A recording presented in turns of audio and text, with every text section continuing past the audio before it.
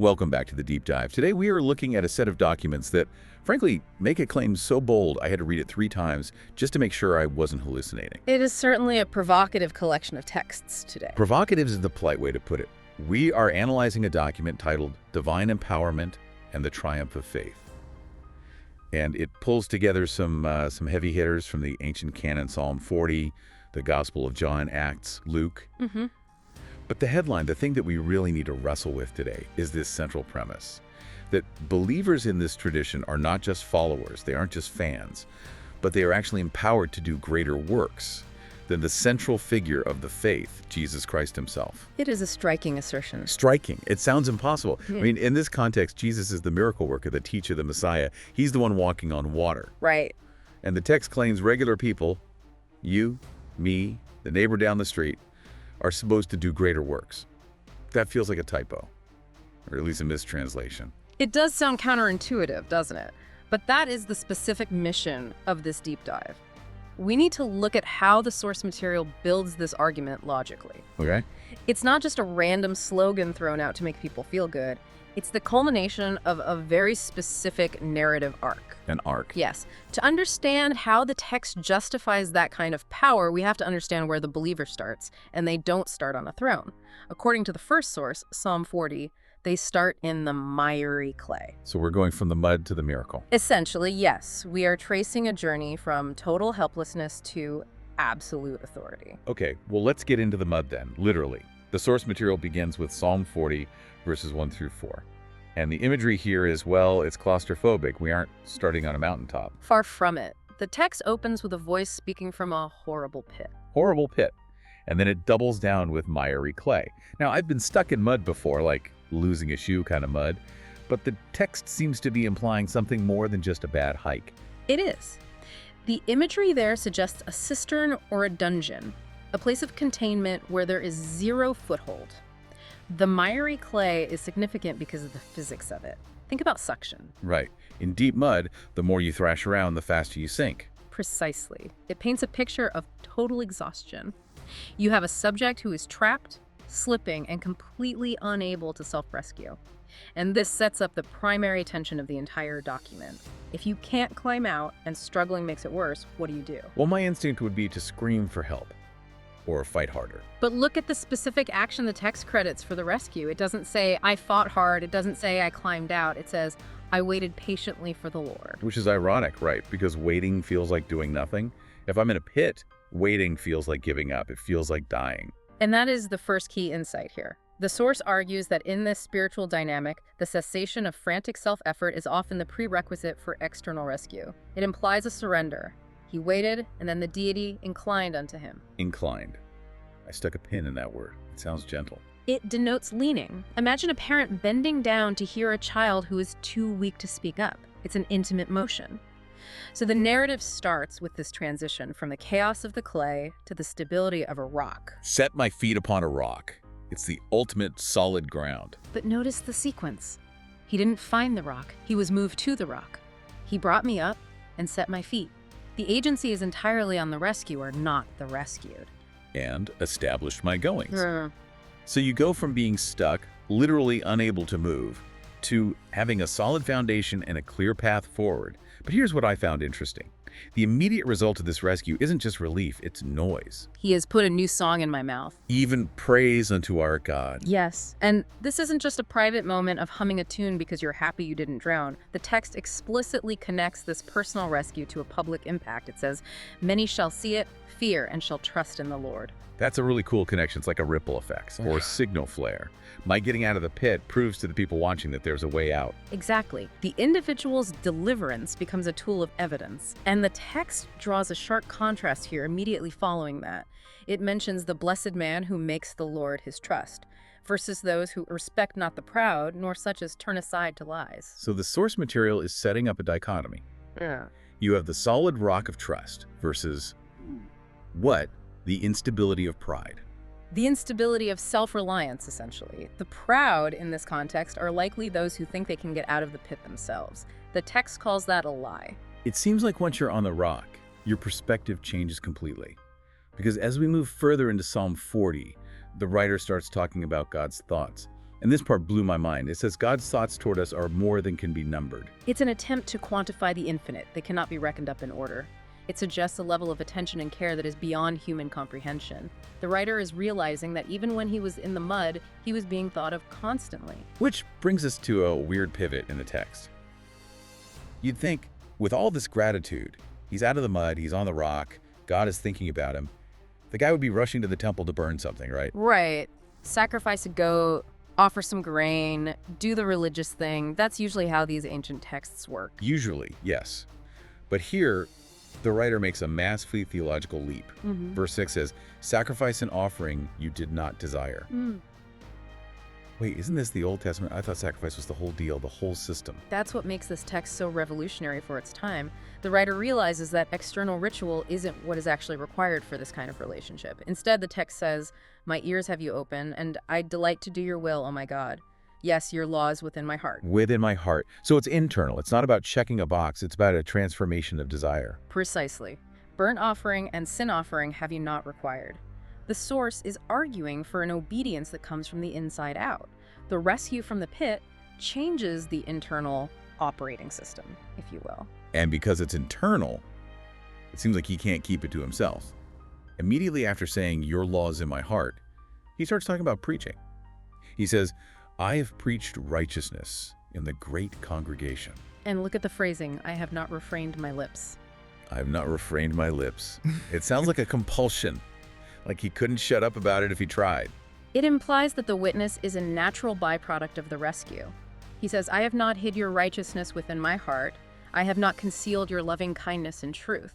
If you connect this back to the new song from the beginning, you see the pattern. Right. Deliverance leads to internal change, which leads to public declaration. You don't hide the rescue. Okay, so at this point in the script, if this were a movie, the music would swell, the credits would roll, and everyone lives happily ever after on the rock. But that is not how reality works, and strikingly, that is not how this text works. No, it is not. Because suddenly, in section 3 of our outline, verses 11 through 17, we take a sharp left turn back into Anxiety Town. It is a jarring shift. Yeah. He just said he was on a rock. Now he says, innumerable evils have compassed me about. He says, his iniquities have taken hold of him, and they are more than the hairs of my head. That is a lot of problems. It captures the tension of the human experience described in these sources. You can be spiritually established on the rock, yet still facing innumerable evils in the immediate moment. The text mentions his heart failing him. It's raw vulnerability. And it's not just internal problems or iniquities. There are actual enemies here. The text gets really specific about people who want to hurt him. Yes, let them be ashamed that seek after my soul to destroy it. But here's the specific detail I want to dig into. The text describes these enemies as the people who say, aha, aha. It's a very distinct image. It's like a cartoon villain, almost. Aha. But why does the text focus on that word? Think about what aha represents. It's the sound of discovery. It's the sound of someone catching you in a mistake. Oh, aha. I knew you were a fraud. Aha, I caught you slipping. Oh, wow. That is terrifying. Yeah. It's a voice of accusation. Exactly. It represents mocking and delegitimization. It's the ancient equivalent of the troll in the comments section or the critic waiting for you to fail so they can say, I told you so. The writer is dealing with active, malicious opposition that wants to shame him. It feels very modern. You can be doing great work preaching to the great congregation, but you're still terrified of that one voice saying, aha. And notice the text doesn't pretend these people don't exist. It validates the struggle. The writer prays, let them be desolate for a reward of their shame. He acknowledges that even with the new song, he needs protection from the mockers. And he falls back on that relationship we saw earlier. He admits, I am poor and needy, which sounds desperate, but then immediately follows it with, yet the Lord thinks upon me. That connects right back to the innumerable thoughts we discussed. Even when surrounded by evils and aha people, the writer anchors himself in the fact that he is being thought of by the divine. So that's the foundation. That's the Old Testament setup. The cycle of rescue, praise, and the ongoing struggle against enemies. But now, we have to make the jump. The source material pivots from Psalm 40 to the New Testament, and this is where the empowerment part really kicks in. This is the turning point of the deep dive. We are moving from a plea for help to a promise of power. Okay, I'm with you on the rescue. I get the new song. But we have to address the elephant in the room. We're moving into John chapter 14, verse 12. And the claim here Honestly, it feels arrogant. Go on. Well, Jesus says, "He that believes on me, the works I do shall he do also, and greater works than these shall he do." I mean, come on, greater works. You have Jesus, who is raising the dead, feeding thousands, telling his followers, "You're going to do more than me." How does the text justify that? It's certainly the most provocative line in the source material, but we have to be careful with the word greater. It doesn't necessarily mean better in quality or more divine. It implies greater in scope. Scope. Look at the reasoning provided in the verse. Jesus says, "Because I go unto my Father." So him leaving is the trigger. It's the scaling mechanism. Think about the context. Jesus was one person with a physical body, confined to one geographic region, ancient Judea, for a ministry that lasted only about 3 years. Okay. He was limited by physics. He couldn't be in Jerusalem and Galilee at the same time. Okay, if you see where you're going. The argument is that by returning to the Father, he initiates a transfer of that spirit to all believers. Suddenly, you don't have one miracle worker in one city. You have millions spread across the globe, spanning centuries. So it's like, okay, let me try an analogy. It's like the difference between a brilliant founder running a single shop versus that founder stepping back to launch a global franchise where every employee has the same authority to act. That is a very corporate way to put it, but essentially, yes, it's a transition from centralized power to a distributed network. The greater works are the collective impact of the empowered body. So if the psalm was about asking God for help, this gospel text is about God giving the believer the tools to be the help. That's a powerful distinction. It shifts the believer from a passive recipient of rescue to an active agent of power. And the source material doubles down on this. It doesn't just leave it as a vague concept of greater works. It defines what that authority looks like. Right, which brings us to Luke 10.1 time. This is another one of those verses that sounds like it belongs in an action movie.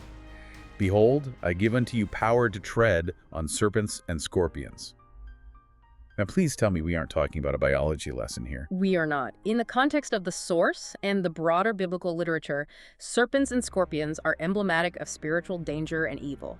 So it's a metaphor for the bad stuff. The text clarifies this immediately by adding, "and over all the power of the enemy." All the power of the enemy. Wait, so this connects back to the aha guys in Psalm 40. Precisely. In Psalm 40, the writer was praying, "Let them be ashamed." He was on the defensive. Here in Luke, Jesus says, "I give you power to tread on them." It shifts the believer from a defensive posture to an offensive one. You aren't just hiding from the enemy, you are walking over the power of the enemy. And the guarantee at the end of that verse is absolute. "And nothing shall by any means hurt you." Nothing shall by any means hurt you. It is a statement of ultimate protection. Now, obviously, looking at history, believers still face physical challenges.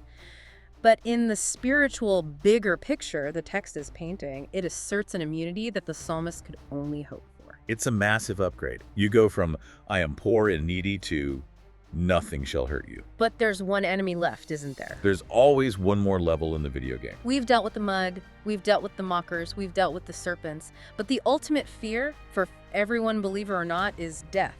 The pit to end all pits. The grave. And this is where the source material pulls in a really interesting connection between the Old and New Testaments regarding the resurrection. Yes, the source quotes Psalm 16.10, where David writes, "For you will not leave my soul in hell, neither will you suffer your Holy One to see corruption." Which sounds like David is just hoping he doesn't die. But then the document pairs that immediately with Acts 2.31. This is crucial because it shows how the early texts interpreted that ancient poetry. Acts says, "He, seeing this before, spoke of the resurrection of Christ, that his soul was not left in hell, neither his flesh did see corruption." So the source is arguing that David wasn't just talking about himself, he was looking forward to Jesus. Exactly. The Holy One who doesn't see corruption is identified as Christ. But, and here is the so what for the listener, the text uses this to build a theological chain of security. How so? Great for Jesus that he got out of the grave, but what about the guy back in the miry clay? The source material draws a direct line. It states, "Just as God did not leave Jesus Christ's soul in hell, neither will Jesus Christ not leave his Christian brethren's souls in hell." Okay, excuse the double negative there, but I get the point. It's an assurance policy. It is the ultimate security. If the greater works are the activity of the believer in life, this is the guarantee for the believer in death. The argument is that because the head, Christ, was not left in the pit, the body, the believers, won't be either. It really brings us full circle back to Psalm 40, doesn't it? It does. We started with, "He brought me up out of a horrible pit." And we end with the assurance that we won't be left in the ultimate pit of hell. The narrative arc is complete. It goes. Deliverance from the clay, establishment on the rock, empowerment for greater works, authority over the enemy, and finally, victory over death itself. It's quite a journey for just a few pages of text. But I want to pause and ask, Yeah. what does this actually mean for someone listening today? We've got the theology, we've got the greater works, but how does this land on a Tuesday morning? I think for the learner, for the person listening to this, the source material invites a complete reframing of struggle. In what way? Well, it suggests that the pit, whatever that looks like in your life, the confusion, the depression, the feeling of being stuck, is not the end of the story. In this text, the pit is actually the precursor to the new song. You can't have the testimony of deliverance without the experience of the clay. That's a good point. You can't sing about being rescued if you were never in danger. The new song implies there was an old struggle. Exactly. And furthermore, it challenges the listener to rethink their own capacity. The text explicitly says greater works. It says power over all the enemy. It sounds like an identity shift. It is. It invites the believer to step out of a mindset of poor and needy helplessness and into a mindset of authority. It's moving from help me, I'm stuck, to I have the tools to handle this. And not just handle it, but to do things that scale beyond what even the master did. That's the part that sticks with me. Greater works. It creates a sense of responsibility, doesn't it? If that power is available, as the text claims, then passivity isn't really an option. That is the provocative thought I want to leave everyone with today. The source material claims believers are empowered by Jesus Christ to do greater works. If that text is to be believed, are we selling ourselves short? That is the question. Are we staring at the mud when we should be looking at the greater works? Have we lowered our expectations so much that we aren't even looking for that kind of power anymore? It certainly raises the bar. If the potential is greater works, maybe we need to stop being satisfied with just getting by. From the miry clay to greater works. It's a heck of a trajectory. Thank you so much for breaking this down with me today. It helps to have someone connect the dots between the poetry and the promise. It was a pleasure, a fascinating study. And thank you for listening to The Deep Dive. We'll see you next time.